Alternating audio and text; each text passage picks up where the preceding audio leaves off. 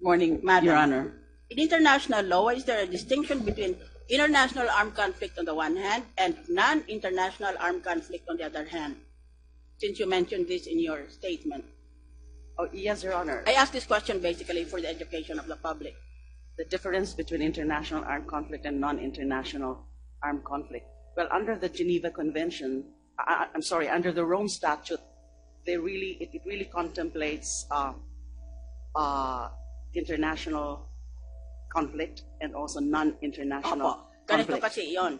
Meron tayong law of armed conflict pag naggera ang dalawang estado, dalawang states. Meron tayo law of non-international armed conflict pag naggera ang estado or ang state with a rebel group within its midst. At saka, gumawa tayo ng ganitong distinction para hindi mabigyan ng legality, hindi ma-legitimize ang mga terorista at ang mga rebelde. That is the answer. Yes. There is non-international armed conflict in this situation, and we must therefore remember that the terrorists are not entitled, in most cases, to the protections of the international instruments on the conduct of warfare, such as the Geneva Conventions and the Rome Statute of the International Criminal Court. Second question, what challenge is posed by the development and application of humanitarian law to this non-international armed conflict? Bakit napakahirap i-apply ang ating international humanitarian law sa ating sariling bansa dito sa nangyari sa Mamasapano? Ang nakikita ko po dyan is that marami ho kasing nuances yung tungkol sa pag-apply ng international humanitarian law, because first we have to determine what exactly is the status, Your Honor, of MILF. And I think there's divergence of opinion there. But the MILF has already stated that they remain to be a revolutionary organization. And therefore, as a revolutionary organization, what do we call them? How do we consider them? Is it an insurgent force? Is it belligerent? Although I'm not prepared to concede to that there is Before, a status of belligerency. There was a distinction between an insurgent and a belligerent. A belligerent had more rights under international law than an insurgent, but wala na ngayon ang belligerent in international law vocabulary. Under the traditional international law, there used to be a difference, but it has evolved into something else, into something that you don't make any distinction because of the human rights perspectives of all of this. The challenge in this situation by humanitarian law is the following. The battle or the fight is asymmetrical. Hindi sila magkapantay. Kasi itong isa is a full state with all the requisites of a state. A population, a territory, and the capacity to deal with other nations on an equality basis. Whereas itong isa, pasundot-sundot lang siya para siyang guerrilla force.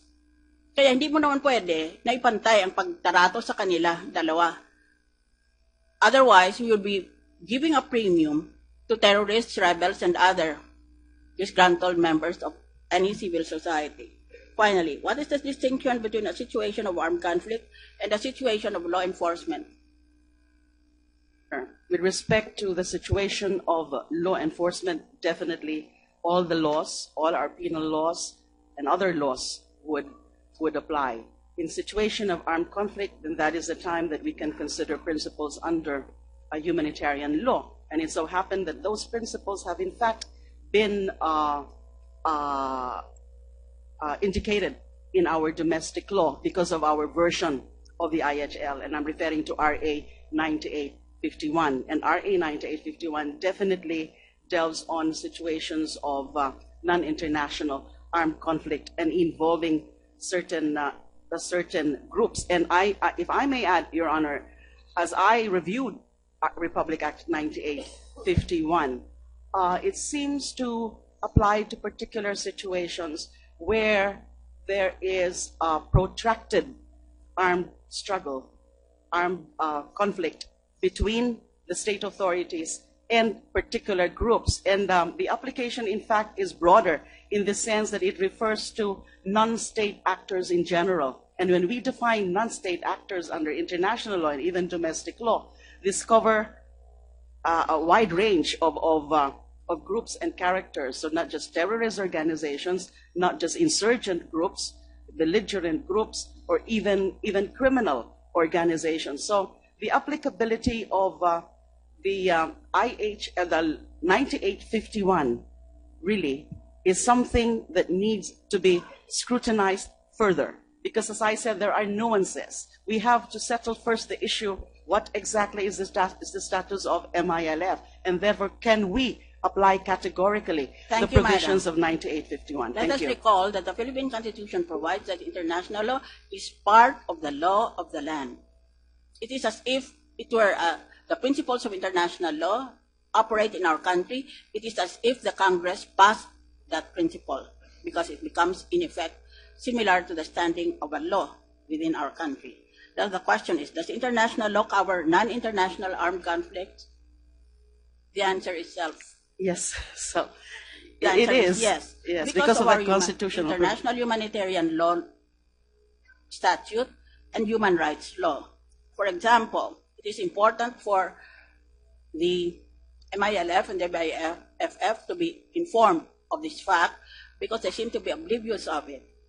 The Rome Statute of the International Criminal Court includes non-international armed conflict in the concept of war crimes. So I submit that what happened to the 44 Filipinos was a war crime committed by the MILF and the BIFF. And then, may I just go to this point? You said yesterday or 2 days ago that because the PNP is purely civilian in character, there's no such thing as a line of command because that is a military concept. Does that provision in the Constitution, and I have my Constitution here, I believe, defining the PNP as civilian in character, does that prevent the PNP from developing by analogy its own concepts like line of command? Is there a preventive effect on the language employed by the Constitution about the civilian character of the PNP? Does it prevent other terms from the military to be incorporated in the language of the PNP? There is nothing in the Constitution or any law which prevents that, Your Honor. Next, perhaps the last, Mrs. Chair, because I'm aware that you are about to treat me like we were in a cornfield. No, Madam, they've given you much leeway. We know that your time is also limited being here. So we gave you more than 5 minutes, actually, ma'am.